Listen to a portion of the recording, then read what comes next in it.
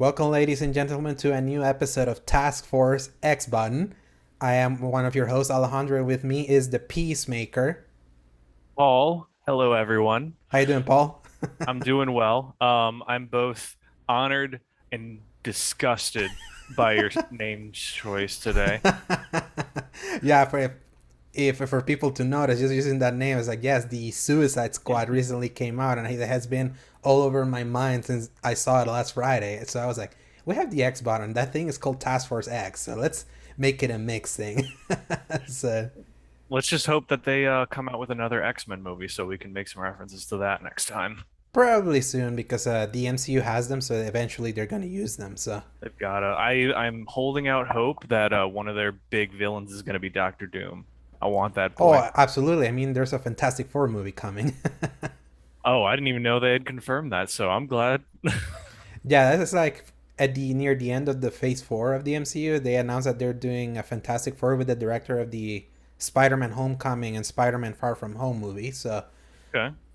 let's see who I they just hope they cast. don't kill him at the end of the movie, and like they need to know Doctor Doom is way better than all that. No, no, they have to Thanos him. They have to like make him like the That's what big I would villain. hope, but I mean, shoot, who knows what they're doing with Kang the Conqueror nowadays? Yes. So Paul, real quick, like, how much did you love the Suicide Squad?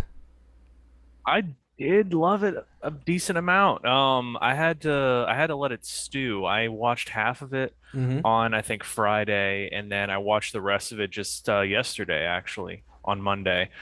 So I had like the whole weekend to think about the first half of that movie, and then I finished it off, which was actually surprisingly satisfying Mm-hmm. to like gather my thoughts about that whole first half and then finish it off.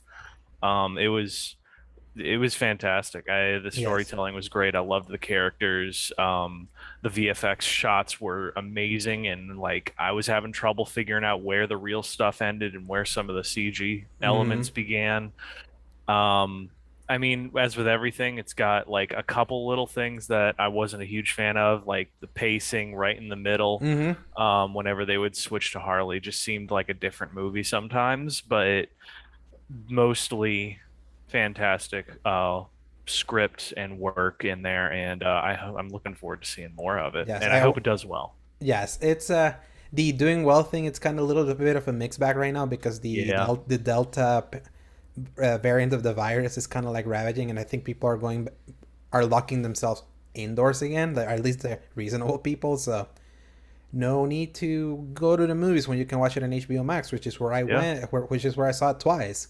Once, then I wrote my review, which you can read at thecriticalcorner.com, and I also then watched it immediately afterwards after writing the review, and I loved it even more. So I know this is a gaming podcast for everyone that just tuned I in know. here, but I just needed to talk about the Suicide Squad because we don't have a movie podcast, and we used to talk about movies here, but then our episodes were hella long, and Yeah, they're still are hella long just talking about games. So you they imagine are. if we still talked about like other stuff other than games. So Paul, other than watching the Suicide Squad, how have you been doing? I've been doing well. I'm working more. Well, my job is going to be taking a hit because of the Delta variant for sure, but I currently am feeling the effects of the summer busyness still from like when the cities were opening back up. Mm-hmm. So it's gonna go up and then it's gonna taper right back down in like maybe next month or 2 months from now. But I'm hoping that doesn't last for very long. But it may help for busyness, which would help me with playing more games. Who knows? Yes. But yeah, what are you up to? Same. Most still in the middle of like big construction happening here in the house. Hopefully, I've done some audio tweaking so you don't hear a lot of the grilling of the metal happening in the background right now. So yeah, and then just waiting for next week because I turned 28. He, Yes, next Monday it, actually. Yeah. I'll be able to tell you welcome to the club because that's where I'm at right now. And Yeah. Almost hitting uh 30. that's crazy. I still don't agree with that. Yeah. Mm-mm. No, no. But at least you're married now, so Amen to that. I achieved that one. That's for sure. yes. So just before we go to our next section, because I always forget this when we do our podcast, like you can always get this show completely ad free at our audio services starting at anchor.fm. @escape/media, which is our umbrella that houses all our episodes. We are officially on episode 15, Paul. We officially have recorded more No. than the ones that we did in 2020. And And it those, feels like so much less of a burden mhm, when the times we were recording at like midnight and stuff like yes. that. I was falling asleep during Yeah. some of those discussions. Imagine then also having to edit it afterwards. I And we were know. not even doing video. You were definitely doing the lion's share of the work on that one. Yeah, so we're 15 episodes in now, and we haven't missed a week. You missed No? one, but PJ, but our friend Oh, PJ that's kind of, true. but our friend PJ kind of jumped in, so everything was on schedule. So yeah, you can always, if you enjoy the audio version of podcasts instead of having to watch it on YouTube, which I assume is where you're watching it right now, crossing fingers. Yeah, you can find it at anchor.fm, and then it will link you to every single podcast service around the world, with the exception of Apple Podcast. For some reason, they haven't approved it there. But if you use the RSS feed, you can put it there. So if you know how to use RSS feeds, it's actually pretty easy. So Paul, with that housekeeping out of the way, also don't forget liking, sharing, and subscribing. What have you been Yep. playing? I have been playing three things. The first was my return to Skyward Sword. Mm-hmm. And so let's go ahead and get this one out of the way. I know where this is going. Viewers, I'm sorry I have to do this. Skyward Sword isn't fun anymore.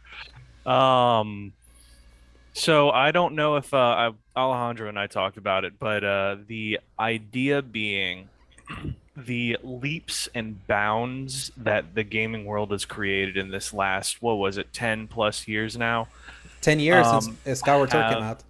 essentially they've moved far past Skyward Sword with the things that just hold you back so immensely. And You're talking about quality of life, right? yes, well, quality of life, mechanics, even the excuse me, method of storytelling through gameplay. I will still say story is fantastic. I will never fault that. I love the fact that you can make them emote with such strength, with no voice acting at all. I That makes love you the hear them in music. your head, even though they're Yeah, not speaking, right? I You can can, like, hear them. It's infer. like the Snoopy situation because they can you can see everything on their face so well that you don't even need it. The only problem that I have found after that fact is that, like you said, it's surprisingly linear, where you kind of go into this area and that's all you can really see, um, which even was a step back from previous Zeldas Oh yeah. and much less everything from Breath of the Wild, of course. I'm not even gonna really try talking about that as much. By the way, can you hear Which, the grilling right now? yeah, Yeah. Oh, well. but that's fine. It's you're like I just picture you in the middle of a construction site and like they're walking past with two by fours and all sorts of things like they all right, can you hold this for me, Yeah. please? Yeah, this is the Um, equivalent of me being the puppy in the house on fire, but this is fine. Well, everything. this is so, fine. so yeah, but continue. So anyway, the yeah, the problem basically is that there's so many quality of life changes nowadays that it's like night and day whenever I play anything else versus Skyward Sword. Mhm. And the motion controls are better than I thought they were because I was using the Joy-Cons to kind of do Mhm. all those movements. And that was pretty good because that was the only time I could get it to like reliably do what I wanted it to do. Because when I Mhm. was doing it with the stick, it felt like it was too slow. Hmm. Because you had to like go left and then right, but then if you did it too fast, you do your spin attack instead of a regular Mhm. attack. And I was having trouble with it. Plus, of course, the hold the left stick or hold the left trigger and do those moves to look around, which I found out for the Joy Cons, at least by default, you can look Mhm. around with the right stick with no Yes, problem. And I was like, oh yes.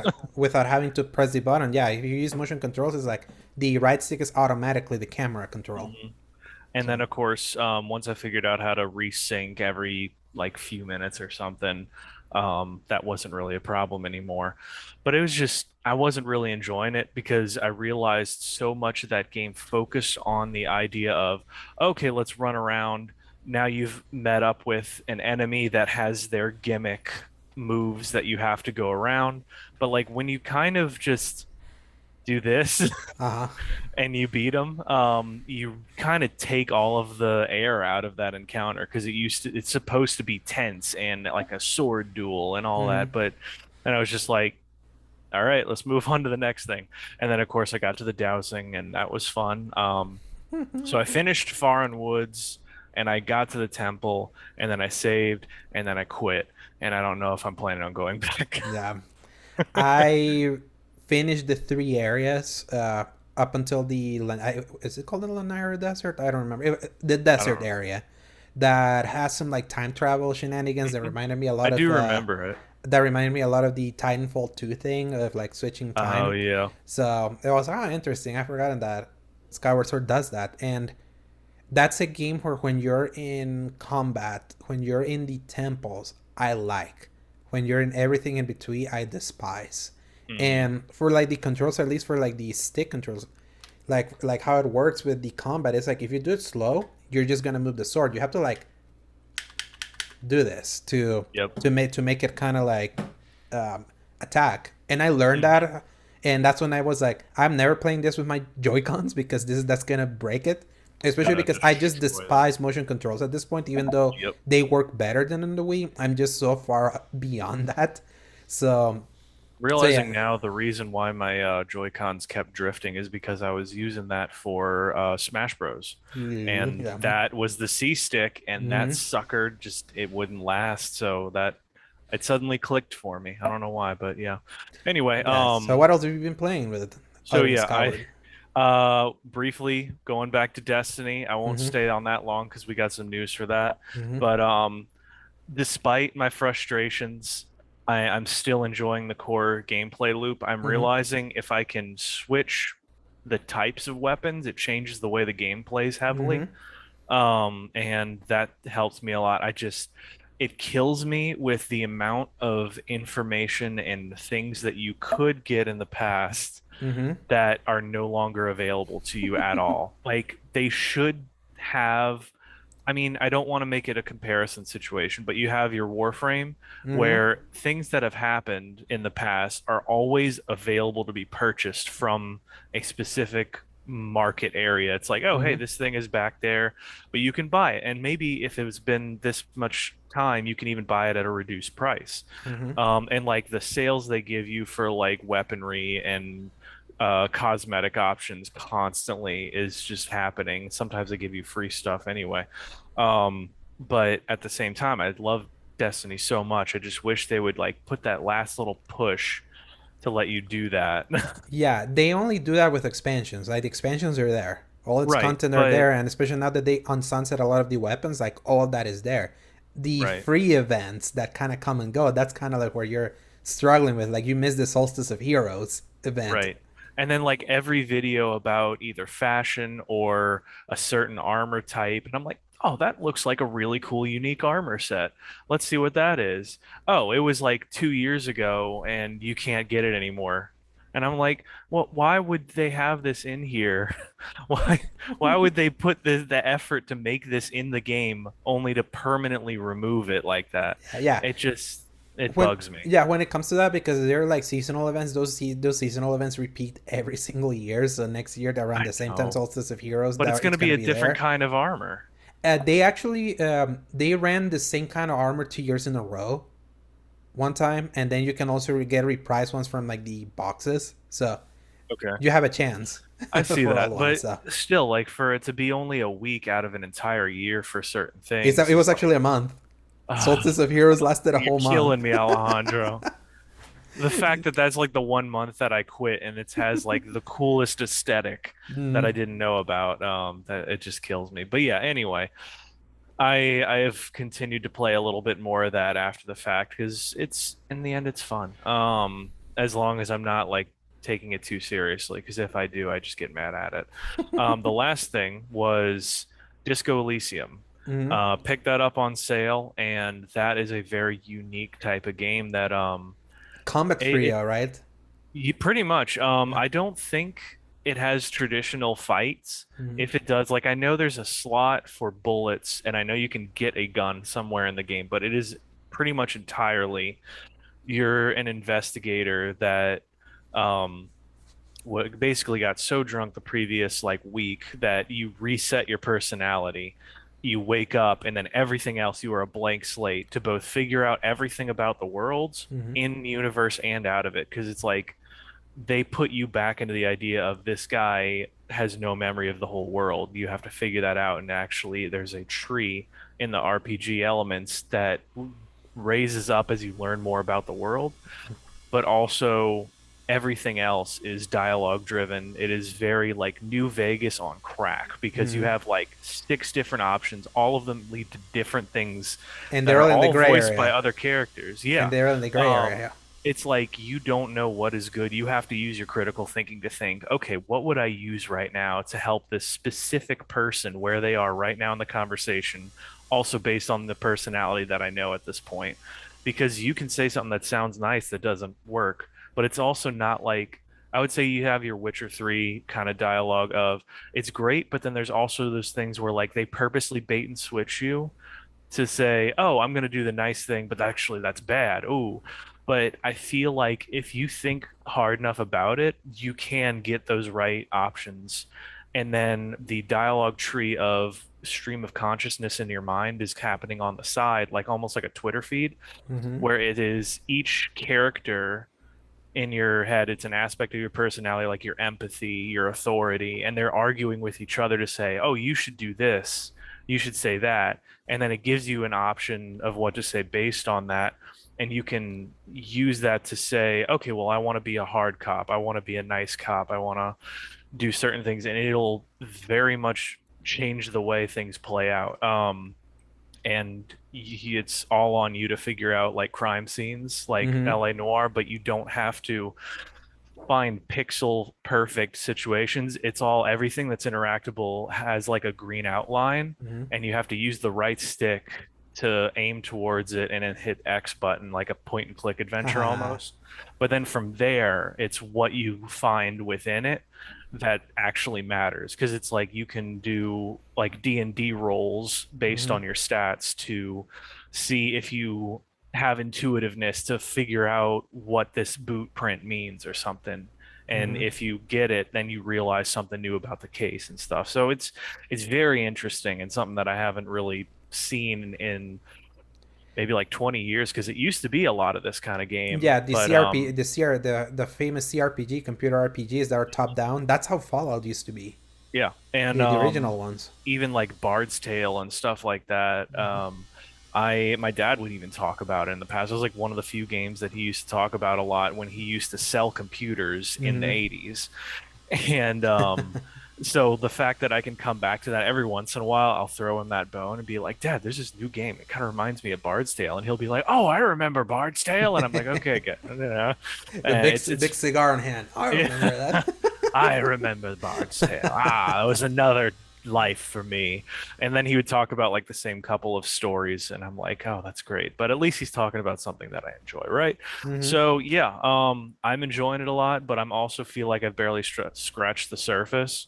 But you'll And keep playing it. oh yeah, I'm looking Yes. forward to continuing it. It's just it takes so much focus that I can only it's like reading a very detailed investigator book. Like Hmm. you have to read it in bursts and then you have to pause and go play something else and then come back to it. I'm And sur- I'm yeah, just surprised that you like it because from everything that I've known, you always need some kind of combat for in that is the anything. enigma for me. Yeah, so I have I'm shocked that a game that I oop, know ostensibly doesn't ignore have that. that. Oh, you almost got. I just dropped my pro controller, that's all. So that's what I find interesting that you managed to click with that considering there's like no combat. I'm the dude that is like I'd rather play a game with no combat, and you're always like the opposite. So it's interesting that you enjoy It that. really depends. I have a very specific thing that I look for that gives me that route. So in the past, did I think I lost you just now. Are you there? I muted myself Oh, because of that okay, thing. cool. I just wanted to make sure my headset didn't freak out. So to explain briefly, I used to be huge on the dialogue trees of like Fallout games and all that stuff. Like anything that would get me the most experience points without having to fight, especially in those RPGs, because their combat wasn't good. Or it was clunky enough that I wouldn't enjoy it as much. And I figured the idea of if I get into combat and I kill this character, I'm not going to be able to get more quests or dialogue or possibly experience from them. So I had this in my head that I needed to min max the idea of getting the most experience out of it, and therefore I wouldn't want to kill anyone. And then at a certain point, I realized I was just taking all of the gameplay away from myself because I was not playing the game as much as I was cheating myself out of gameplay moments. And I'm not explaining it as well as some people have, but there's a guy named Rasputin that explains the idea of game developers putting dialogue in, but it allows you to skip gameplay moments rather than supplement them. Um, and I like that theory because it slows down the process and it kind of makes you feel like, okay, well, I got this thing done, but also nothing really happened out of it. Whereas you have your Deus Ex, where it does really well to add a whole situation when you're trying to do dialogue that adds to the experience of it. And I really felt, yeah, By the way, were you big on Deus Ex? no. Like, we're not. I really wanted to. I love the it takes away my finger when I do that. So I love the aesthetic. I love the idea of it. But one of the biggest problems that I had with it is one, it's smaller scope at the time. Now I think I respect it that it's smaller scale. But what I kept running into is that they would give you these options. They give you all these lethal options. You're like a super soldier, you're going in to take business, and they hit you over the head with guilt trips if you do your job. Like if you're ruthless, if you're hardcore, if you want to take out this group of people that are terrorists and they're holding hostages and like you shoot them and they're like, "Oh, why did you shoot them? We could have talked this out." And I'm like, "Are y'all serious right now? You got me equipped with blades and rocket launchers and then you're going to complain when I pop a couple of guys?" So it felt like it was very heavy-handed on how they wanted you to play versus how they actually allowed you to play. So that was my biggest complaint about the Deus Ex series. And then also, if you did try to shoot, it just didn't feel powerful when you tried shooting those guns. They were like pop guns. So Because I it just wasn't a didn't enjoy shooter. it. Yeah, exactly. So it was like they give you all these cool things and then they don't put any of the effort into it and then try to funnel you. Like you and I talked about the whole Modern Warfare thing. And then I watched the video that you talked about, very fantastically The worded, skill by up the way. video. Yeah, where they said how the Modern Warfare 2019 gives you these options, but then they undercut that by not actually giving you that option. They just Hmm. want you to think you have it. It pulls its punches. Yeah, Hmm. which then the speaker said that like that's fine if they want to give you a fake option because that's also their choice and it can give you a specific response, but the way they did it was more to avoid hurting Controversy. people Hmm. and controversy, but also I think that some people don't want to put the effort into another type of gameplay style if that's not what they want to do. So that leads you to feeling like, oh, look at these options, but only one of them has all of the actual bells and whistles of a full game, and the other one just feels like this really unsatisfying process. So it's like it's not really an option. It's just, are you going to kind of have a mediocre time or a much richer time? Hmm. And I think there's a bit of a problem in that whole approach. And that I think that's my opinion on that at least. But when it's done right, like LA Noir, I loved it. Even though it has its problems, I was really interested in like the investigation side of things, the figuring out, trying to see these people's faces, the lying and the truth. Yeah, that was such a great idea that I think it's undercut by the doubt middle and Yeah. not really nailing exactly if like they're making exact faces. And also because they made such animated faces, sometimes they were like, I don't know. So, Like yeah. that. It's, But I think part of that might have been the tech at the time because you have to do something over the top to get it to translate into the tech. Whereas now I think you can even do that again, remake that whole game with modern facial Mhm. technology. You could do so much with that. Yeah, I'm shocked no Um, one has done that again. Unfortunately Like, not. Not to that level at least. They've done full motion video, hmm uh investigation games. I can't hmm remember. There was Erica, and then there hmm was one other where it was like an interrogation game where you had to watch these people that was like actual people sitting there and you had to decide what to do and what to ask them. But I'm not as huge of a fan of full motion video games. It's just there's something that's like a disconnect. It bothers me. But um yeah, that's neither here nor there. The idea is I do like investigation and non-combat when it's done well. I just think so few games do it well. And then also my adult brain has turned to monkey. And I think that I'm dealing with so much already that I just want to like sit back and turn my brain off a little more. But then when I really want to get into it, then I will. Makes So sense. that's my whole thing. Needless to say, Alejandro, I was a wordy answer. What are hmm you up to? Yeah, I also did play Destiny 2 around the same time that you did because we attempted to do a raid again after we haven't done one since like May, We did. which is kind of crazy. And I'm still heartbroken at the idea that every time that I do a raid with you, you still are not able to finish it.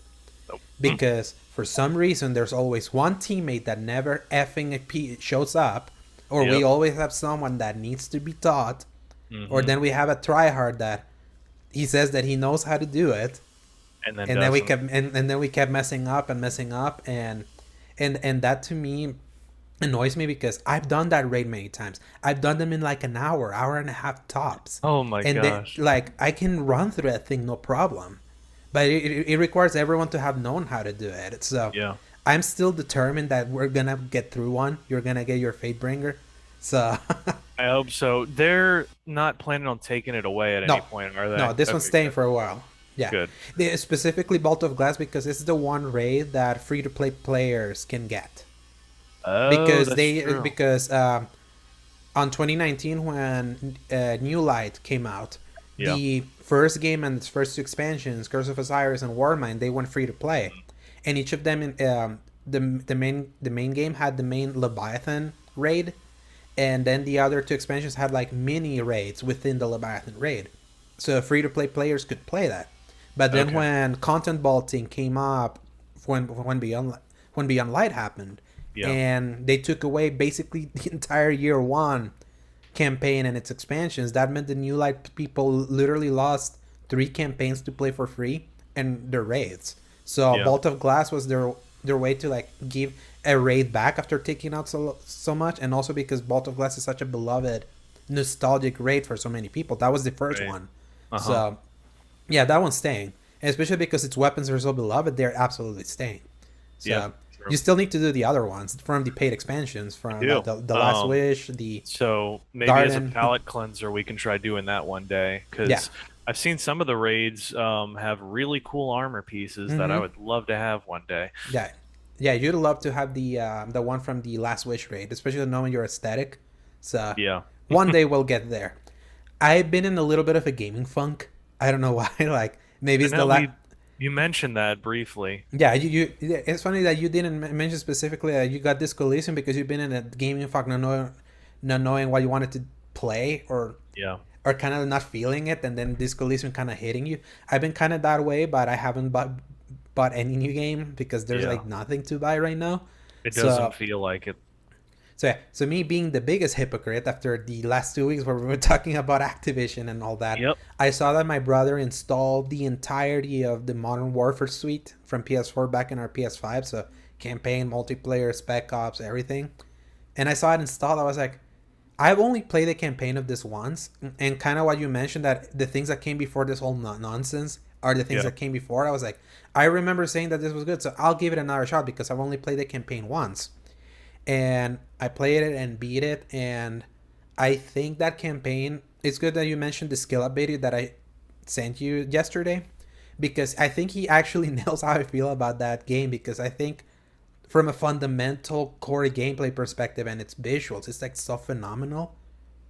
But as a game, like it's the campaign that houses that. It's like so wanting for me. Hmm. It's like I called it a noble failure because it tries to say something. It seems like it's trying to say something or do something, but I'm so annoyed at kind of like the fake choices it gives, like how it literally they promoted that campaign as we're gonna be controversial. Remember no Russian? Yeah, We're making an entire game that's basically no Russian, I remember that.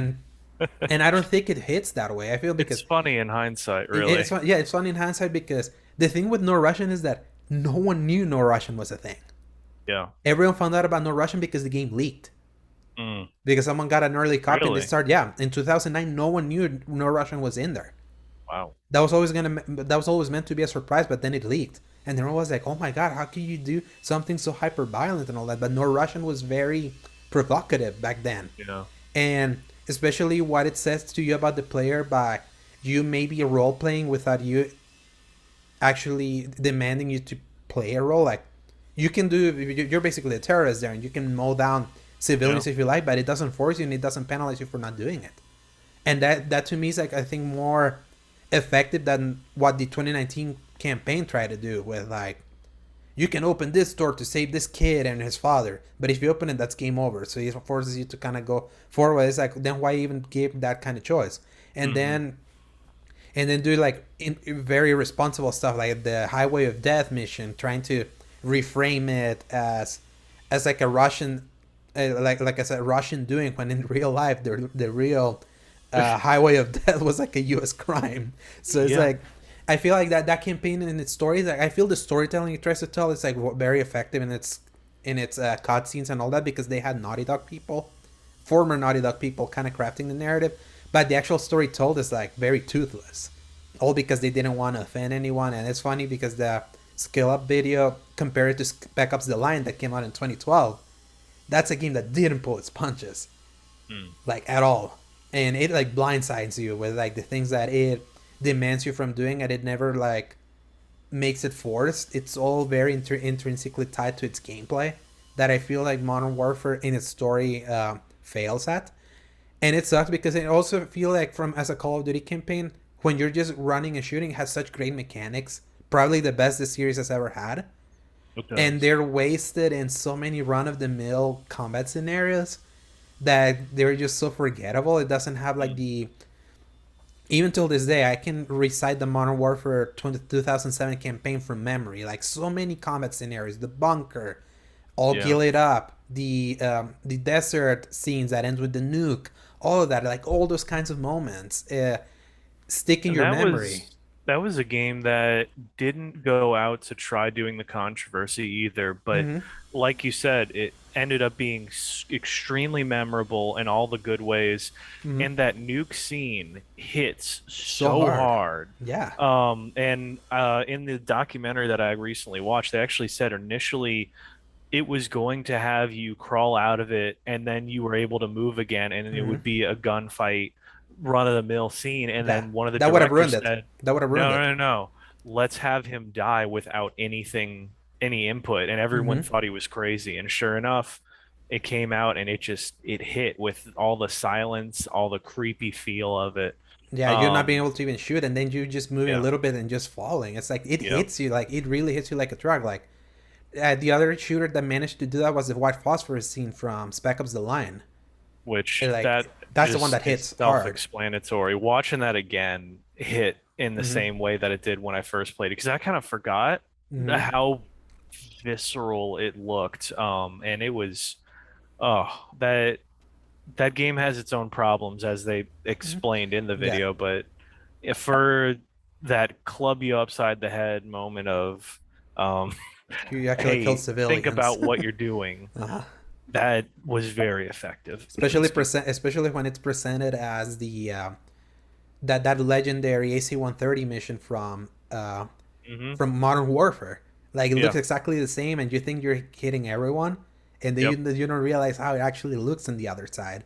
And you It's can't actually tell the difference between friend and foe, and hmm it's messy. yeah. So it's like that's the thing that now that I have replayed the Modern Warfare campaign, because I remember when it came out, like for example, the IGN review called it, "This is the best campaign since the first Black Ops," and I was like, Black Ops was like My favorite campaigns from Call of Duty are the first two Modern Warfares and the first Black Ops. Those are like the top tier for me. Yeah. So when they said that, I was like, oh my god, that's some big words right there.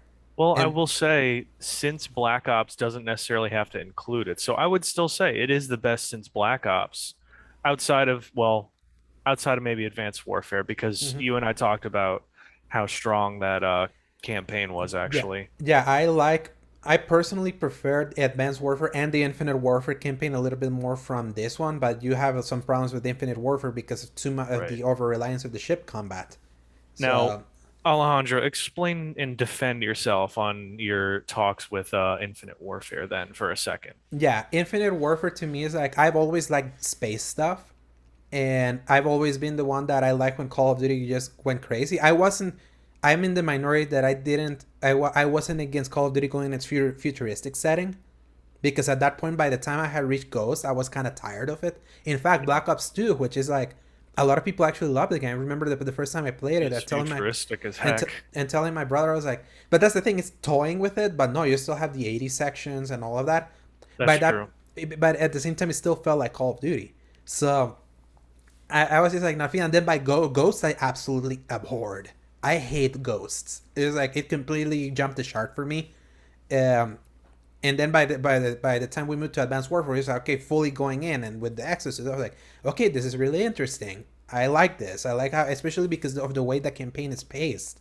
Yeah. I love the pacing of the Advanced Warfare campaign, and especially the hindsight of knowing that Dead Space is a completely that Kevin Spacey is a complete piece of crap. That game kind of nailed it. So, They if called it well before its time. yeah, so it's like unlike other media where it's like we can't watch this because my image of Kevin Spacey is ruined. I feel this is the one that's like it's cathartic because he's an evil dude. Yeah, So only maybe this and Baby Driver, because somebody pointed out that Kevin Spacey, despite the fact that everyone used to love him at one point, a lot of his characters are all the same kind of like vaguely creepy and threatening persona. mhm. And he said it was just his true colors Yeah, we're bleeding shining. Yeah, through, they're and we bleeding just through. didn't realize it at that point. Yes. So then we moved to Black Ops 3, which I thought as a campaign was a huge step back because it messed up with the flow because of adding a lot of robot enemies where you're always standing uh, in place shooting at things when Call of Duty has always been kind of like about gaining some form of momentum. And Yeah. its story was just insanity, like fighting like a AI demon inside your head at the end. It was like It that campaign really another jump the shark moment for me for the campaigns. Then I will Infinite, say it did have a pretty strong intro yes, mission. I do remember oh, that very absolutely, vividly. yes. Especially when the robot get completely tears your leg and your arms and all of that. Yeah, So, that was, oh man, that messed with me because I was like just watching your arms just get yes, lifted away like that. yeah, because it's like Uh, you also lose your arm in Advanced Warfare, but that one was like the quick thing. I was like, oh man, but that yeah, one was like, that we're one gonna was, top this. hmm So it really did. then Infinite Warfare, I feel it's interesting how it has the militaristic feel of Modern Warfare 2 using words like Oscar Mike and all that, but Yeah, completely embracing futuristic warfare, like being ships in space, going to different planets. Like there's even missions where like there's an all Gilead up style mission, sniper mission in but an in asteroid space, in an asteroid field. And which yeah, I mean, you played all the Wolfenstein games, right? yeah, when you go to the So moon that, and they also go to yeah, Venus. that just reminded me of that scene, or level Yeah, rather. and I feel because the Infinite Warfare campaign is still like feels like the military kind of brouhaha from the Modern Warfare. I feel It it's so very earnest. much had that. It's so earnest in its approach and its seriousness. It's like it's a kind of super serious tone that actually works Mm. because it's not winking. It's not. It's like embracing its own ridiculousness without it being like breaking fourth wall ridiculousness, and I enjoyed that. The Jon Snow being the villain was like okay, it wasn't Kevin It's a Spacey, little weird. but I enjoyed the different planets. I enjoyed the different combat scenarios. I feel it had more forward momentum than even the Black Ops 3 campaign. And I love the how its ending is basically Halo Reach. Also Yeah. and Rogue One. I was like, huh, interesting. So that's why I enjoyed that one. And again, like I feel the Modern Warfare 2019 campaign plays better because of the new engine and all that. It's just the story tries to tell because then that story is almost super pretentious, but then it misses out for trying to not offend anyone. and so many missions I just completely forgot. There, it's not like the combat scenarios are not as memorable to me as other ones. The only time the 2019 one is memorable is the night sections, especially the first one. Especially It's play that thing in realistic, like some of my favorite. Yeah, I played through the entire game. Actually, no, I did get it all on realistic. The only one I couldn't was the Modern Warfare 1 remaster Mhm. because of that stupid all gillied up ending part. And somebody even mentioned it in the documentary about how notoriously horrible it was because you had to basically get a perfect like RNG spawn Mhm. round. But anyway, yeah, realistic is tense and Yes, amazing. and I feel it just nails kind of like just the actual slow rate of a house. That it nails the atmosphere, it nails the visuals, it nails the sound, it nails like the quiet tension. That's like the only time I feel that campaign really sings. I'm like, oh man, I wish it had more of this. I So know. so yeah, I played that Modern Warfare, and I will say this: like I feel Call of Duty Black Ops Cold War that came out afterwards is an inferior game to Modern Warfare in everything but its campaign. I feel the campaign of Cold War is much more fun. It Like is it, very strong, I think. Plus yes, the weird side missions that you have to do like actual freaking calculus to in to get like, encode the whole mhm. situation was ridiculous. But then when I got it done, it felt extremely rewarding to do. Yes, that game actually has choice Hmm. that actually impacts compared to like Modern Warfare, and because it's not being super serious, it's like embracing the actual 1980s spice cheesiness in a way. It That's what I works for almost, that. Yeah. if I think of it as like a James Bond movie Hmm. from the 80s, then it's like, oh yes, I'm very self-indulgent right now. But then Yes. if you try to like get to brouhaha military, blah blah blah, Hmm. then it falls apart. But then I think it's supposed to be almost the former rather than the Hmm. latter because of just the way it feels, with this weird like overly serious but also not taking itself seriously 80s Hmm. action movie. Yeah. It's just not as pretentious as the 2019 one, even though then every aspect of it, the visuals, the combat, even you go into the multiplayer and all, it's a step back from the previous one. Yeah, Like the technology that they use for the new Modern Warfare is like insane. We got a next gen game before the next gen consoles were even there. it So, is mind-blowing how good it looks. mm-hmm. Even now, I Even mean, now, it's yeah. been like 2 years, but still, that was 2 years ago they came up with that stuff. Mm-hmm. And I really, really hope they're making everything else with that engine now. Supposedly, the new Call of Duty from this year that I'm not gonna buy, but my brother, of course, is gonna buy, Yeah. Vanguard, that's supposed to be World War II again, so is working Is on that that what they're engine. doing? Okay. Apparently, because the Sledgehammer, the guys that made World War II, they're doing another World War kind of game. Oh, that's right. And Okay. the rumor is that that one is going to be like Wolfenstein ish, and it's like it's World War II but alternate history, so maybe the Nazis won and all that. So Hey, I'll take something different. Because they kind of covered a lot of their bases with World War II's I don't want to say remake, but you mhm. get the idea because it was just Saving Private Ryan, the Yeah, game with like a yeah. few World add-ons. War II is probably the most vanilla campaign of all. Is like that was the game they needed to put out at that time because the tea leaf said that everyone was just tired of the futuristic stuff, Which and they that were,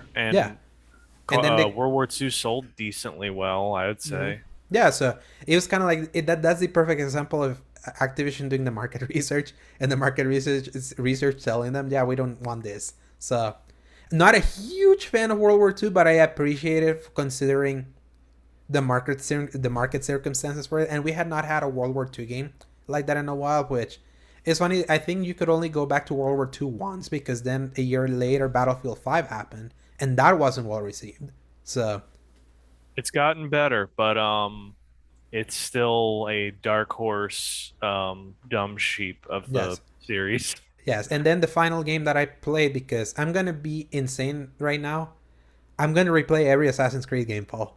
All of them, from I don't know beginning how to you're gonna do it. You were gonna turn into a conspiracy theorist. yeah. Freaking. I already am considering the things that have happened the last 2 months, I'm just but thinking about the crazy heavy-handedness of the 2012 talk in like I think it was the early Brotherhood ones, yeah, Revelations and 3. Like, oh man, the gold era of that series. But yeah, I started replaying the first game on Xbox One because it's not on any PlayStation console. That's insane. That the entire series is like from 2 onwards is on PlayStation, except the first game. But if you're on an Xbox, you can experience literally everything. So Hmm. I started playing the first game. I'm already up to this third assassination. There's just an aura of that game that's so special. I don't know why. It's like it's like I think I said this last year or around that time when I played it. Also early on when we did the show, and every time I go back to it, that game always flashes me back to 2007 and thinking, man, I remember when this was the next gen. That was the first next gen feeling game of that generation for me because it wasn't just a version of a game that was prettier from a previous generation. That was the first time we got an open world kind of game where you can climb everything, where Yeah. the design was so intrinsically tied to its open worldness, and we take that so for granted now. And I feel there's just something about its minimalist design that holds up more, especially now that the series became so much more bloated later on. And the thing that doesn't hold up though is its story, which I like, but man, it's like it loves the sound of its own voice. It likes smelling its own farts. There's like so much exposition, like all the time. Like every when you assassinate someone, they go on a soliloquy, complete soliloquy, telling you how basically telling you how you're not in the you're in the wrong side, and then you go back to your boss Al Molim, and then he gives a whole spiel trying to like explain what the people you killed explained to you, and then giving you your next assignment and rinse and Hmm. repeat. It's like I feel that it has its sense of self importance that series completely lost afterwards because a lot of people were like back then said that the story was almost too pretentious, like super self serious, and some people liked it, some people didn't, but they took the criticism. Then when you go to the Ezio stories, it had some seriousness to it, but then they added more levity to it. It added more personality. Hmm. So I feel that worked back then, and I feel the first game because it's the only one that takes itself so super serious compared to the what came after. Probably, I think Unity is the only one that tried to go back to super seriousness, and well, of course, we know how Yeah. Unity was received. Um, is the kind of game that now, in hindsight, especially with how simple it is, it holds up more than you would think. Hmm. So I can't wait to keep playing more of the because I might do an article for Critical Corner. I'm probably gonna rank them based on like this playthrough. Maybe I'll do a video just to kind of test out. I'm got finally my recording equipment set up. So enough with what we've been playing. It's been a handful. That was a handful. So That was a handful, but it was also a good amount of discussion, I think. yes, absolutely. For news this time, we have less. So Paul, press X. For some news.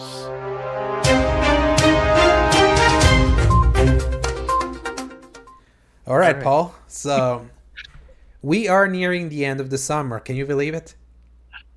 I can't honestly. The fact that we're almost halfway through August and September is around the corner. Yes, Where did the year yeah. go? I found this amazing meme where it's like it was from Captain America: The Winter Soldier.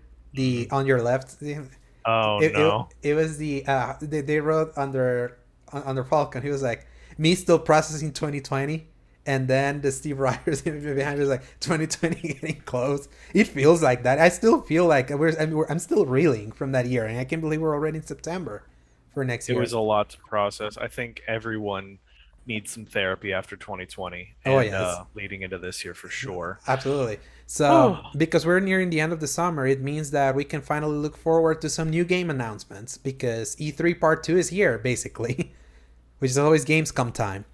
So, on August 24th, we're getting a couple big showcases. So, number one, the first one, Bungie. They're holding a stream where they're going to dive deeper into their next Destiny 2 expansion, The Witch Queen, as well as detail more about the future of their online shooter. So, usually Bungie would have this kind of stream in June, like around E3 time. That's always been kind of their MO. But this year is different because they actually delayed this expansion out of the year. So Destiny has always had a release since 2014 and has not missed. yeah. 2014, the vanilla release. 2015, the Taken King expansion.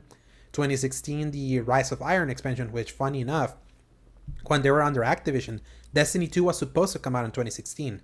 The original plan was game expansion, game expansion, game expansion, Mm. and that was always kind of like against the idea of what they wanted, what Activision wanted Destiny to be, which was like the this game that you're this is gonna be a 10-year journey, where you're gonna make your character and all of that's gonna build on top of each other, kind of like an MMO.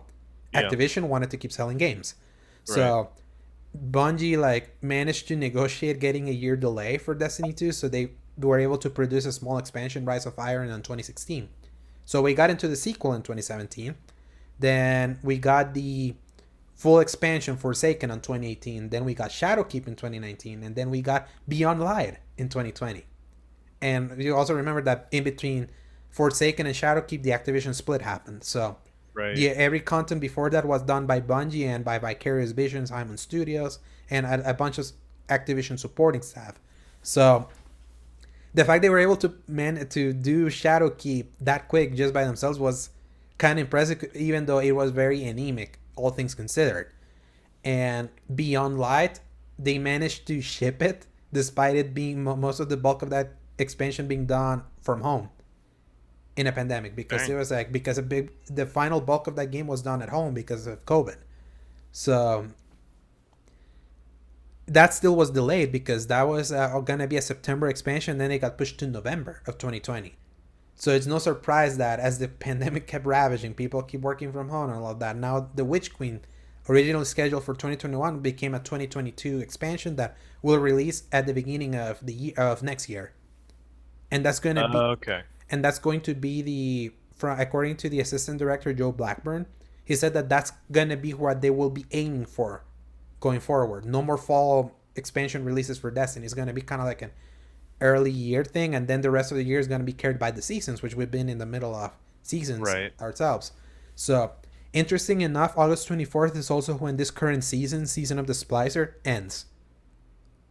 Got So it. the new season is going to start there. So they're going to detail Witch Queen, and they're going to tell us about the new season also there, and whatever else they're going to reveal for like the future. On 2020, when they did their expansion, their stream, that's when they reveal Witch Queen, and also Lightfall, which is the expansion afterwards.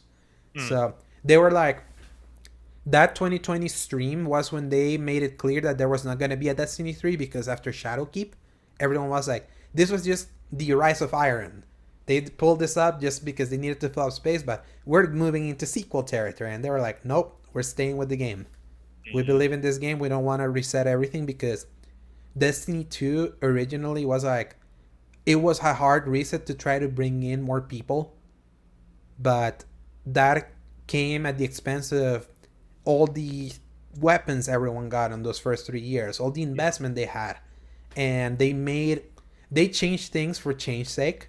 Like they dumbed down the RPG-ness and all that. It was a game because it was still under Activision. It was like they brought in the suits, they brought in the market research. How do we can sell more of this? So they literally built Destiny 2 originally to try to like appeal to the people that were not playing Destiny 2, because they wanted to bring in new, but then at the same time alienating the ones that stuck with Destiny 1 for a while. It took until Forsaken to bring all of I that was one back. of those. Yeah, you were alienated. Yeah, definitely. Because I had such a cool set of armor and that weapon that is now the Risk Runner. Mm-hmm. It was like the Lightning AK-47. That was an exotic. The Zala Supercell. It was Loved amazing. it so Yeah, much. so Bungie didn't want to do that again. So they doubled down on the hardcore, and the hardcore base is healthy enough that they're sticking with the game. So we'll find out more about that. You excited? You're gonna watch the I stream? am. Well, if I remember, I will. Okay, But I will remember then. Think about it as okay. our E3. Hopefully, we're not Right. gonna see a Square Enix presentation where they're gonna talk about killing chaos. Don't you dare bring that up again. Number Uh, two, yeah. also on August 24th, Microsoft announced they're also hosting their next showcase that same day as a follow up to their E3 2021 conference. And also the next day, on August 25th, Geoff Keighley is back for the sequel to Summer Game Fest, their Gamescom opening night live, which this will be the third time he does this. His first one was in 2019. He did one last year. He's doing one this year. So it's going to be a bunch of showcases from different uh, companies to showcase their games, all of that. Funny enough, still no word on when Sony's even remotely planning on saying anything about their games or what's next. Especially now with the knowledge they got nothing coming out for the rest of the year. Paul, what's going on with Sony? Sony, in They don't my care. humble opinion, one, they don't care at all. Two is they've had to delay two of their biggest games that were supposed to come out this year, Hmm. and I don't think they have much else, Yeah. personally. I Everything else that's been announced is not even close to being shown. At least we had the little bit of gameplay for Horizon. I would say that's by far the closest thing to coming out. And if they had to delay that, I don't think anything else is able to happen. Hmm. Um, and also they've always kind of been above it all. They don't fly by the seat of everything else. They just operate on their speed. They Hmm. don't bow to it. They don't move to it, Yeah. even to their detriment. So, Yes, that was the thing is that they didn't used to be this way. They were always showing up to the events up until 2018. yeah, After 2018, that's when they were like, we're out of events. And 2019, they completely skipped every single event, yeah. with the exception of opening night live because Geoff Keighley got the Death Stranding gameplay that he showed there. And Which I will give it to them. At least Geoff Keighley has been holding it down with mhm, coming through on something. So I hope that there's going to be at least some new things from yeah, him. But I will say that there's something that may be happening today that may clue us in, but I'll leave it to that later. It's just so I think it's funny how I think about it because think about what the Xbox hasn't had. They haven't games. released a single game other than the Medium, which is not even theirs. They're still waiting to release Halo Infinite that still doesn't have released it. I would assume by August 24th we'll know. I'm hoping so. I'd be That's when they reveal it. But yeah, I shocked that they finally removed the fall 2021 moniker and they actually solidified the date. Especially because it's going to be a free to play multiplayer shooter in its majority. It's like they don't have anything to worry about. and I watched some gameplay of the beta, and that It looks honestly so has much me fun. really want to go play it. Yes. So, Play it on um, PC. I know that's what So, I'm gonna have to do. yes. I'm definitely gonna get it on PC just for the campaign, Mm-hmm. and because I mean, if no, there's nothing else, I might as well spend my money on a new Halo game. Mm-hmm. Um, And you can but, get it through Game Pass. And since you haven't gotten Game Pass, you probably could probably get it super cheap or to play the campaign. yeah, And because then, that works on PC. yeah, Game Pass Frick, Ultimate. shoot! Yeah, so Don't you dare make me an Xbox guy. so Sony for life. I'm gonna yes, throw my shirt off and go find a Sony shirt. yes, but yeah, it's they've got to do it, and I wonder what kinds of games Jeff Keighley will have. Also, Yeah. obviously, when he did the Summer Game Pass, he had a bunch of. But to me, the headliners were the reveal of Death Stranding director's cut, the I think there was another one. I don't. But then the big one was Elden Ring. He gave us the release date for Elden Ring. And So the huge trailer for that. exactly. So that was So I fantastic. wonder if he's gonna give more info of the same games that he delivered in Summer Game Fest, or is there more? The thing is because we're now in the middle of us feeling the effects of COVID development. Like I just trust nothing when it comes to release dates anymore. Yeah. Especially unless it was something that you know has been in development for a while and they're just kind of like in the tail end. Hmm. That's why we lost so much this year. We lost Gotham Knights. We lost the Harry Potter game. We and many other things. So I'm excited because I'm always excited to watch those conferences because it at least prepares. It's the kind of thing that can get me out of a funk to know what I'm expecting because I'm Hmm. not expecting anything at this point. And as for the Sony thing, I think I find it funny that as a console they came in with the revolver. They had every bullet loaded in. They unloaded it, and now they don't have the bullets. Yeah. Because to be fair, they were like pretty diligent at. If you have a PS5, it's like you had new games to play. Hmm. Miles, Demon Soul, Sackboy. Um, they had Returnal. They had Ratchet and Clank. They had MLB. Oh shoot, yeah. Yeah, they had all of that. Obviously, MLB is like has the asterisk because if We've the already, yeah, had that whole discussion. yeah, But it's still I will say, hilarious. yeah, even Yeah, though all of those were like technically third party, they were exclusives. And MLB's first party that went third party. no, well, besides MLB, Yeah, all of the ones that you mentioned, well, do they own Ratchet and Clank. Yeah, Who does? Insomniac. Yeah, Insomniac. so they own them. They own that. Yeah. Um, Housemark was a second party that now they own. They bought Now they Housemark. own them. Yeah. Um, Sackboy was done by a third party, Sumo Digital, that now has gotten bought by Tencent. They Uh, never confirmed that they bought Blue Point, did Bluepoint, they? yeah, and Bluepoint obviously did Demon Souls, Oh, even though they have the photo already edited. yeah. Yes, I think it's just a matter Huh. of when and when at this point, and obviously Miles Morales also by Insomniac, so Right.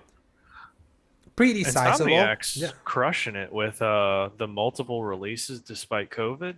yeah, and on top of that, they released Spider-Man Remastered, so Yeah, they released three things in within a which year. I was tempted to go buy it. The only thing that stopped me was my laziness of putting Miles Morales back in to get the discount. Yes, it's just $20. Yeah, I I got it. know. It's really good. It's still really good. I, didn't you say you have to buy it through Miles Morales though? You hold Yeah, you get that's inside Miles Morales, press R1, and it yeah, tells you, oh, you can buy this for $20. Boom, got you it. get it. I might because I was thinking about it. I was like, it's so much fun to swing through that city. Mm-hmm. Just I've had full conversations for like an hour and a half, just When you're just swinging from swinging, one right? end to Yeah, the next I and making a agree. game out of it. Man, anyway, what were we talking about? Yeah, we're talking about like Sony unloading the chamber so early while Microsoft Yeah, didn't. I want to believe they have something else up their sleeves because they Canna. have done decently.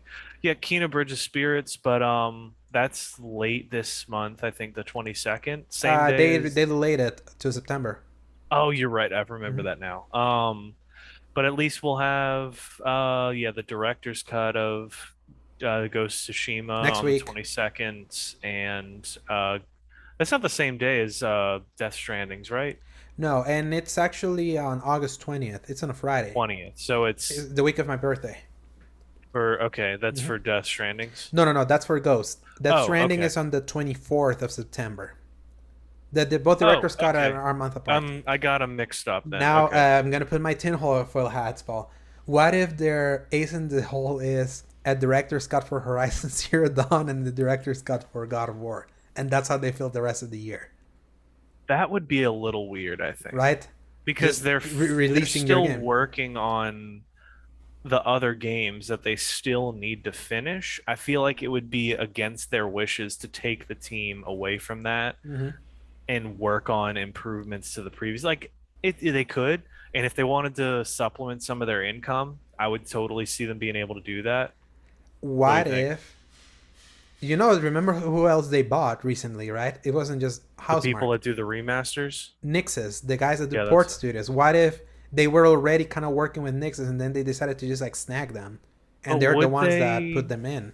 would they do that for just I don't know. I would think like the expertise for something like Horizon and God of War, the one that like those developer teams are really intimately known for. My thought is, why would they take something that is run and owned and controlled so much by them, give it to another team, and then This is I don't know. It feels like this there's a lot of like Yeah, this is exactly why. mistranslation that would But happen this is there. exactly why you get a studio like Nix's, because they're getting code that's already been done. Games are done. Like all games are finished, Yeah, and then they get it sent over to Nix's so they can natively port them either to PC or a new console. And yeah, that that's way, in that way, you don't take any resource at all from the actual studios working on the sequels. So that's like the only thing to me. It's like just the fact that they went ahead and did a Ghost of Tsushima director's cut, mm, basically for to put that game natively on PS5, and they're doing the same with Death Stranding games that they made, or at least that they like with Death Stranding. Kojima Productions is not a first party, but they bankrolled that game, right. and obviously Ghost of Tsushima also has the same subtitle, and Ghost of Tsushima is a game that they own. They have this. They own the studio, so But that was still done in house, the director's cut, yeah, right? yeah, that was done by them because they were doing the expansion. So they decided to do the work there, and that was more recent. Like remember, Right. Ghost of Tsushima was in Ghost of Tsushima and Death Stranding are more recent games. One from 2019, one from 2020. God of War is from 2018, and Horizon from 2017. And Horizon already got a PC port. So That is true. My other thought is God of War already has a PS5 version Hmm. that they gave us for free, so I would No, no, feel no, like it's no. It was just a patch. It's the PS4 version with the patch that allows it to run at 4K oh, 60. It's still okay. the PS4 native So version. it's Yeah, okay, okay, okay. So that's true. So they could improve that, but I feel like that they it's would have to unnecessary. expand. Yeah, they would And have to really expand it to do the justify the work they're going to do for it. Horizon, I could see a little bit more, but you know what? I'm going to put my tinfoil hat on as well mhm. and say, you know what? PlayStation exclusive that hasn't gotten the PS5 treatment or even PC treatment yet that still Uncharted. needs to be announced. Hmm. Uncharted. Hmm. To be fair, Um, remember that presentation that I shared you that they did for investors that had and they Uncharted said 4 they were under going the to have PC that thing? as PC. Yeah. Um, wouldn't it be fantastic if they updated Uncharted 4 through the power of what they were able to buy? Put that on the PS5. That alone, I think, would do great for a holiday release It could. Like, that's the thing. Like, they're showing with that the unlike Microsoft, multiplayer. yes, that would be fun also. The thing is, they already shown that unlike Microsoft, they're not doing like a smart delivery. They're re-releasing their games as paid products with like some That's upgrade path. unfortunate. So it's like it could be their easy. They're kind of like hit the panic red button. We have nothing, but we need to fill up the schedule at least to have something for the rest of the year. And we already know they're doing that with Ghost and Death Stranding. So or they're just gonna take the big L and literally have nothing and just have third Yeah. parties kind of just I carry mean, they them. just confirmed that they have 10 million PS5 sold and they already It's made not, money on them, yeah, so why exactly. It's would they like even have to? yeah, versus the Xbox, it's reportedly selling 6.5 million just by guesstimating, not even like official numbers released by Right. Microsoft. Because if they, like, here's the thing, like when a company knows they're winning, they release their sales numbers. So Microsoft is Mhm. just the king of obfuscation at this point. But to be fair to Microsoft, now they took a big L last fall, releasing the console with literally nothing. But just by the strength of their backwards compatibility And more availability. and more availability with Game Pass, or like Yeah, having all of that, they were able to kind of weather the storm. If they didn't have all of that, that launch would have been a disaster. absolutely. And I think agree. just and think about the great PR they got by snagging MLB from Sony. They already knew they were getting MLB from Sony because the MLB forced Sony San Diego and Sony to be like, if you want to keep this license, you have to put your games everywhere.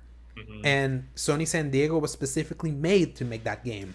So if they took MLB out of Sony San Diego, they were gonna be in trouble. So and then they were like the MLB went behind their backs and did a deal with Microsoft to put it in Game Pass because it's been published by the MLB on Xbox. It's published by Sony on PlayStation. When you're like, you see like who publishes this, who develops it, it's so fun. It's like Hmm. MLB publisher, but Sony San Diego is the developer. Yep. So they got so much press to be like, you can get this for free on Game Pass. Outriders, new shooter, day one on Game Pass. Like, and all the things are gonna be day one on Game Pass. They got quite the lineup Hmm. if you're on Xbox this year. I can't So lie. I'm very glad I didn't buy Outriders in the end. yes, it's a good game. I would It's say that. good, but Yeah, it's not. it's not I sixty don't dollars think it's good. not worth Yes, 60. exactly. So I'm glad I played it on Xbox because it was a Yeah. surprising game, and I'm like I'm glad I didn't have to pay for this. Number three, Paul. So just to keep blasting through, Yep. the Dead Space remake. We've been talking a lot about back from the rumors to the confirmation. Can you believe maybe coming out next year? I mean, I could believe if they're really working on it, yeah. But it's kind of shocking. Yes. So according to the ever reliable Jeff Grubb from GamesBeat, who actually is the one that teased this was happening and it got confirmed, so you know he's a reliable insider source. It seems that EA has this Dead Space remake in their slate for the fiscal year 2022 2023, which kind of like starts on April 1st and ends in March 2023. So they Yeah. kind of have it slated for fall. Hmm. So this would suggest that maybe the remake is farther along than anticipated. And I was thinking about it, it's like because they're taking a lot that was already there and putting it on a new engine, maybe that makes it quicker to do. Or they've actually really been working on this for a while. Yeah. So yeah, we might have Well, the whatever they've been working on, what have they been doing besides maintenance for things, making Yeah, the thing is, EA Motive, it's mostly a support studio, and the last big game that they was actually released was Battlefront, right? they did the campaign for Battlefront, but they also did Squadrons. Right, right. Squadrons. Yes, and they were working on and they at EA Play 2020 they announced that they were working on something new that apparently already was canned. Was Oh, like it was this concept. This apparently apparently that happens a lot yes, though. it happens a lot, but Um, the fact that they got teased at EA Play and apparently got canned afterwards, that's just funny. So yeah, I believe it because it's still an old game in a way. I would say that they had EA the needs something anyway. yes, and let's not forget EA out of the big three right now is the one riding a positive wave. Hopefully, Battlefield 2042 doesn't sink them. Like something bad happens with that one, and they can kind of keep the momentum going of positivity. So yeah, we may be playing Dead Space remake in next fall. I'll say we're still in the middle of COVID, so take any announcement of release windows with a grain of salt. Anything can be Mhm. delayed. So and also kind of like just going back to like delays, and we were talking about Sony recently. So it makes sense now to me why Horizon may have been delayed. They had gone back to work at the office before Delta, and Delta kind of hit, and then were sent back home. So Yep. that probably kind of hit them. They were like, "We're so ready because we're gonna go back to the office. That means we can finally just push through and get this thing out the door." And they were like, "Oh well, back home." And we know working at home slows things down. So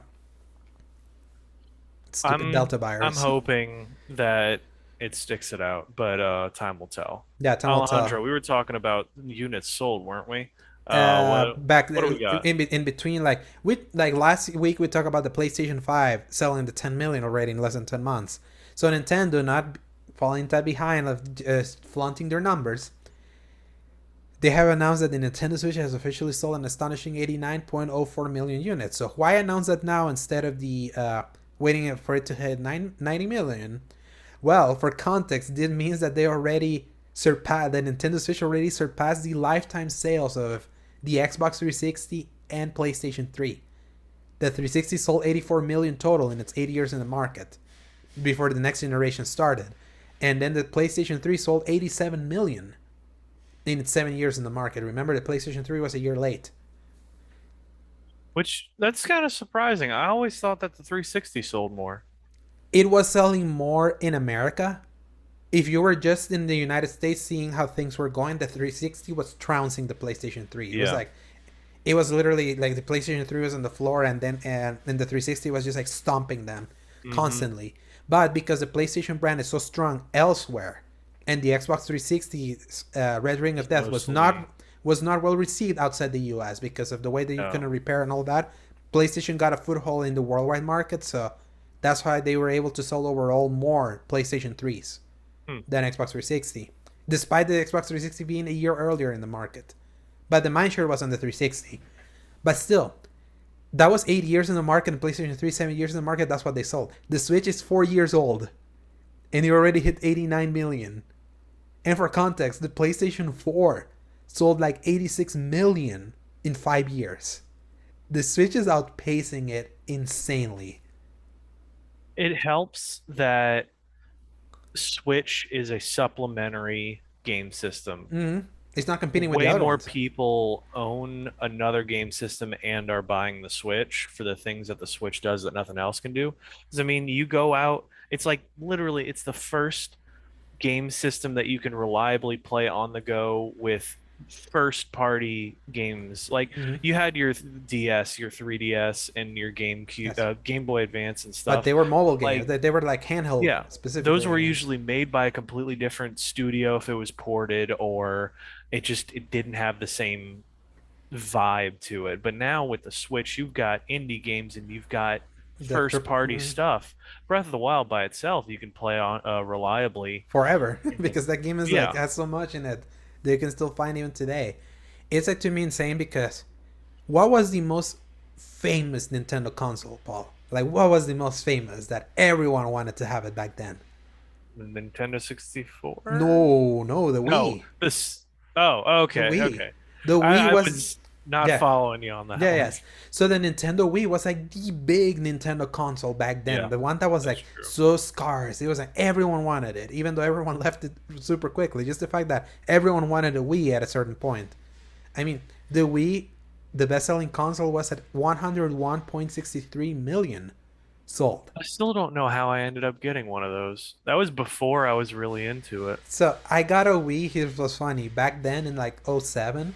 I was going into karate class, and for some reason, my karate place was selling a Wii.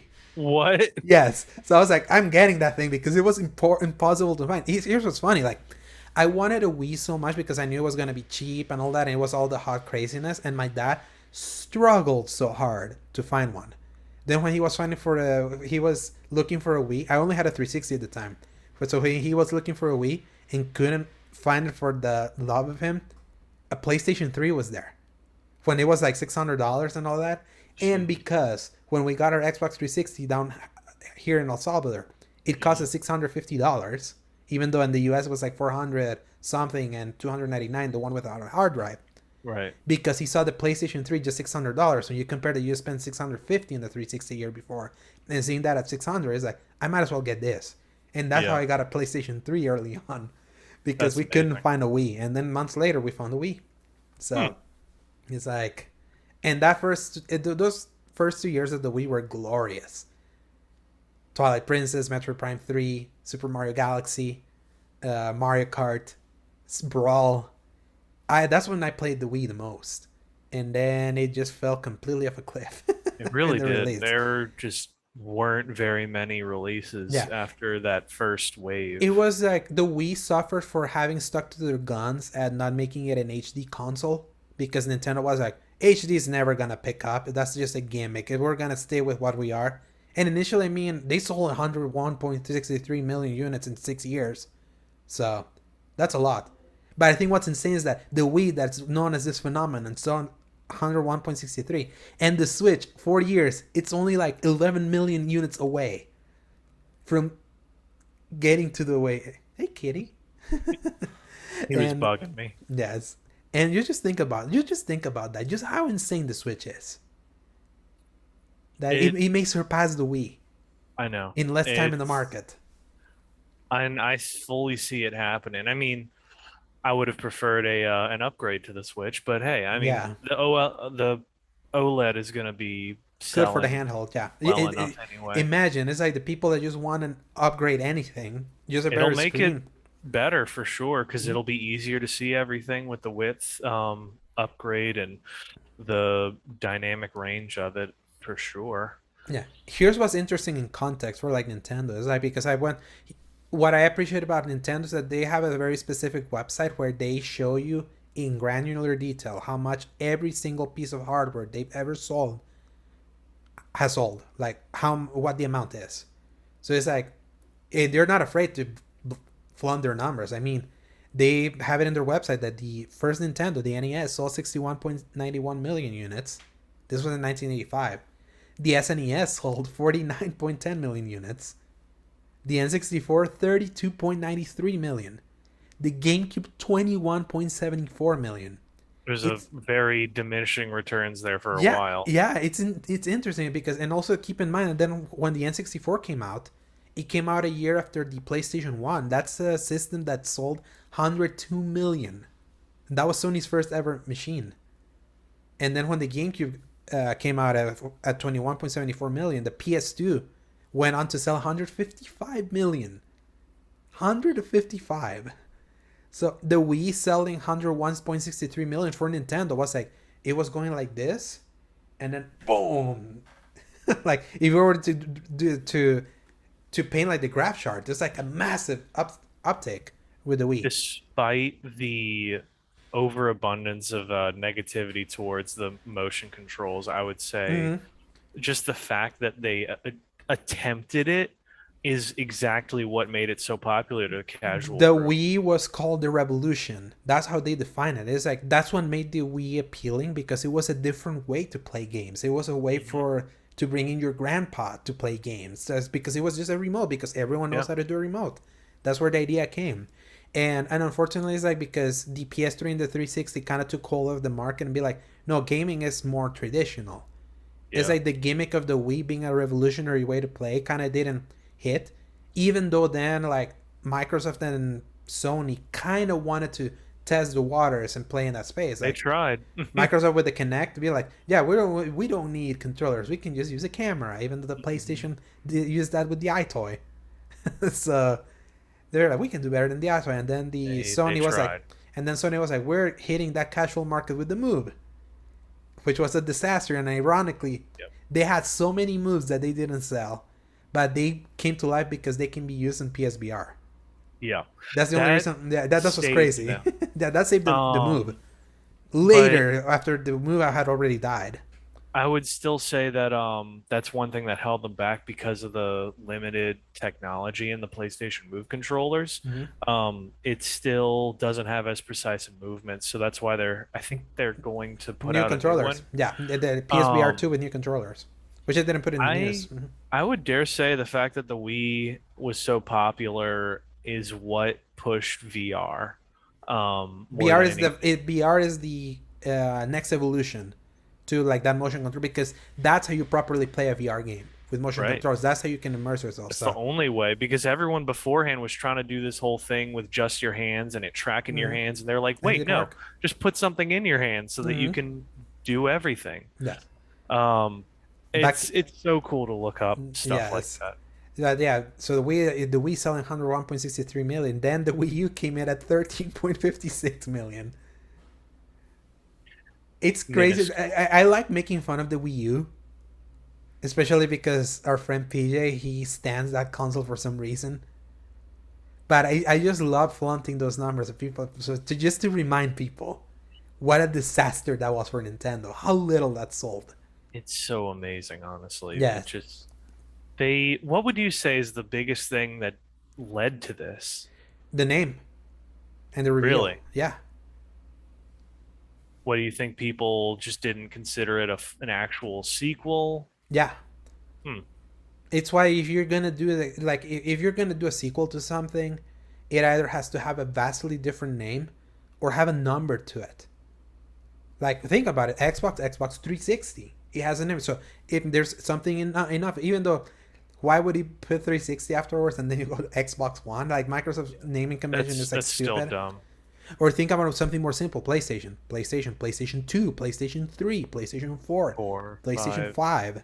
So it's like they needed to differentiate. And the 2011 reveal of the Wii U was a disaster. After everyone saw it, it was like, is this an add-on to the Wii? It was like they had a huge marketing blunder with that thing.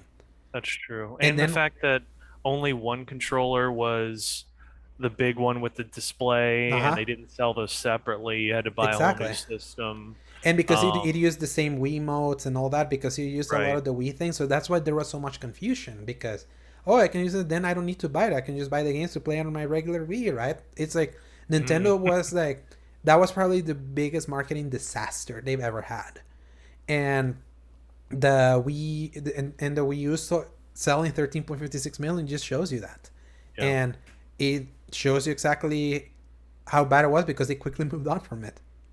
The system came out in 2012. They announced the next console in 2015. They announced that they were working on it. It was codenamed NX. Oh yeah.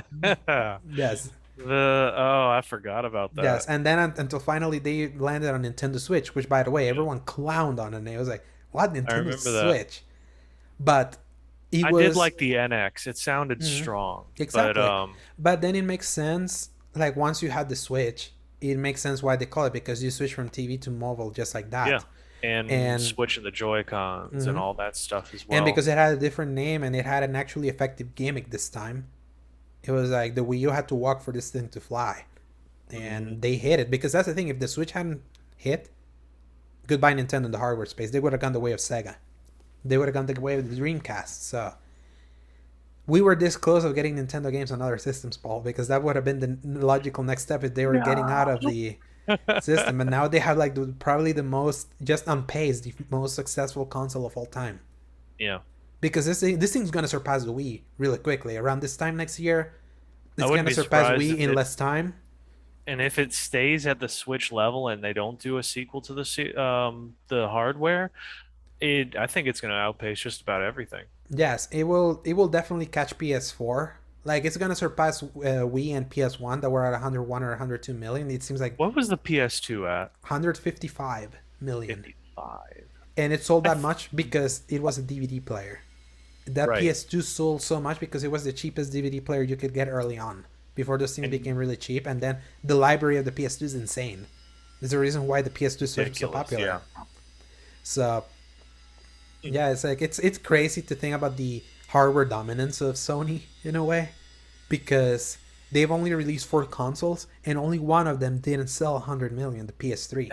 And they don't really succeed at anything else. Yes, exactly. But it goes to show you why it's the PlayStation is so important for Sony. Without that, Sony would have gone under. Mhm. Microsoft doesn't have 100 million seller in any of their hardware. The Xbox outsold the GameCube by like 6 million. I think it sold 27 million total. So then the 360 selling 84 million around that time was a Mhm. huge jump. Oh, absolutely.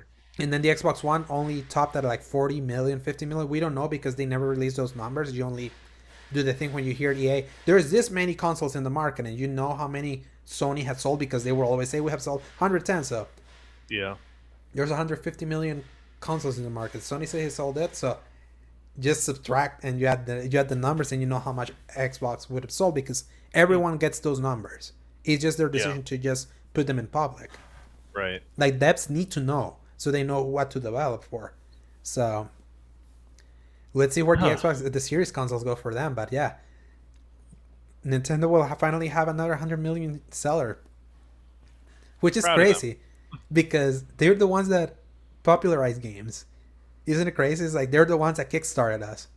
They're still the grandfathers and they're Hmm. taking everyone else to school every once in a while when they get Yes, serious. but it also goes to show you that sometimes their importance of having kickstarted us makes us think of them as bigger than they actually are because just look at the sales numbers. Yeah. The Wii was the only time that they had the numbers backing up their popularity amongst like its hardcore people. That's true. Final story. Tinfoil hat on. Back on. Yes. We haven't talked about them, but I think it's time again. I feel like we talked about them every week. What are you talking about? Yeah, but not the last few weeks.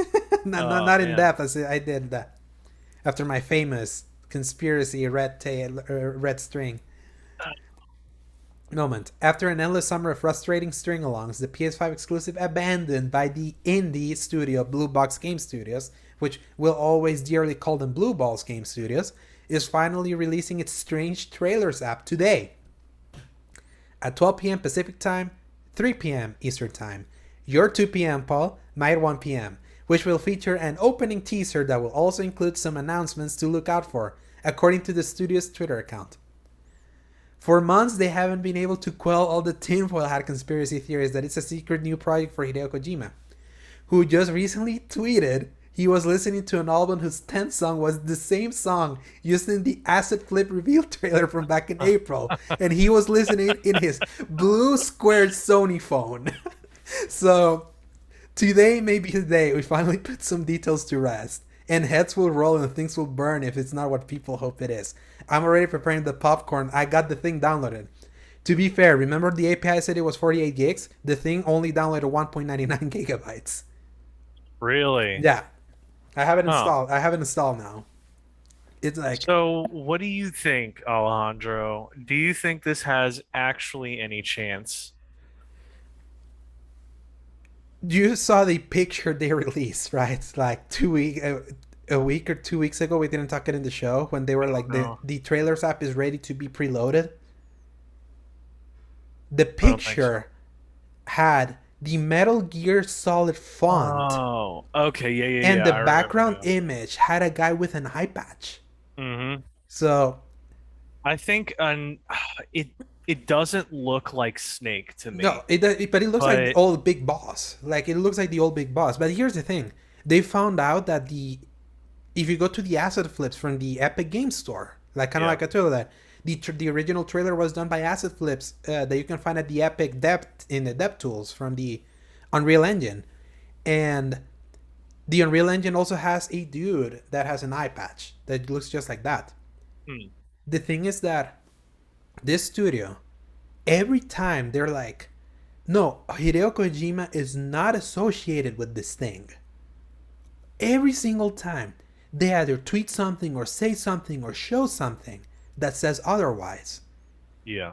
So by the point they treated that like eye patch dude and he used the same font from like old Metal Gear. Like you look at that font and look at the Metal Gear Solid 2 and 3 font from like those from those cover arts. It's like if it's not what everyone hopes it is, based Yeah. on all the evidence, all the coincidences.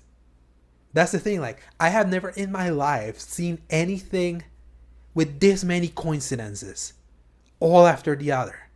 That's why I went. That's why I went deep down this rabbit hole because this is insanity. Yeah. How many coincidences there are, and this has just gone beyond just trying to find coincidences where there can be. Is there's just too many at this point. So, I this anticipation for oh this yes, game is killing me because yes, I'm on the outside, uh-huh. just like hearing that something crazy is gonna go down. I want to know. I just want to know. I I just don't want to want to know at think this point. about It's it. annoying. That's what's so funny. It's like the Phantom Pain string along wasn't this annoying. We got it really quickly. Right. But then like even if it is, that almost makes no sense either because Yeah, that because bridge was burned. burned. Yeah, exactly. It's like to me the moment where that countdown that he claims that was not his ended with his message literally at the second coming. We're delaying this thing all the way to August. It's like What do you that's why think of the odds of them delaying it again? impossible because you can download it now. You couldn't download it back then. It's there. And here's what's Okay. funny. When you because I already logged in early this morning. I downloaded it today. I was like, oh yeah, I forgot to download it. And I put it in. I was like, oh, only 1.99 gigabytes. Okay, I put it in. It has like 10 different language options. You know how expensive it is to have different languages in your game. How much different Very. dubbing, how much different subtitles. It's like, and this is an indie studio. Indie Hmm. that's having an app to reveal when no other game ever does that. It's like, And this, it sounds like even if it's not actually Kojima, I feel like he could be trolling people by adding to the fire, yeah, I think that's and I probably think what's it's happening. That something else. yes, I wouldn't put it past him. Yeah, I mean, just the fact that he's listening to the album of the music that they used for the teaser trailer in a phone that's clearly a squared box, Yeah. blue box. It's like it's just too much. It's like it's too much. But I will say this: it's like for this developer, like if this is revealed and it's not what people say it is, it's like he deserves every single bit of fire everyone's gonna throw at them because Yeah. it's like you're playing with fire literally. It's like you deserve to be burned on fire for like saying constantly this is not what it is and constantly teasing, Yeah. constantly It could constantly like putting also like everything. it really does sound like somebody who gets way in over their head because they think, "Oh, PR, a Mm-hmm. lot of people thinking about this. I'm gonna say it, Exactly, but yeah. then make a bunch of big trolling statements Mm-hmm. about it." Because that sounds exactly like somebody who got way in over their head and now feels like they're trapped. Yes. Um, Here's what's interesting though, Sony has said nothing. Sony literally the ones that put this game on the map by putting in a PlayStation blog, which from what I right. understand, it's like you announcing your thing through a PlayStation blog is a big deal. So they haven't come forward to try to quell anything, to shut it up. Neither Kojima has. Like they could have used to come be like, don't think what it is what it is. It's like their silence is deafening. Yeah. I will say this though, because Sony has also been very endlessly quiet about when their next big events are. The Twitter thing of this thing said, watch the teaser that will also include some announcements to look out for. Maybe are they waiting for this thing to finally announce something before they say when the next state of play is? Because remember, this is a PS5 exclusive, Yeah. so maybe that's what they're I waiting. After This today, could be, if if nothing else, I want it to be like Sony is waiting for this reveal, and that's going to be their next big thing to look forward to for everyone.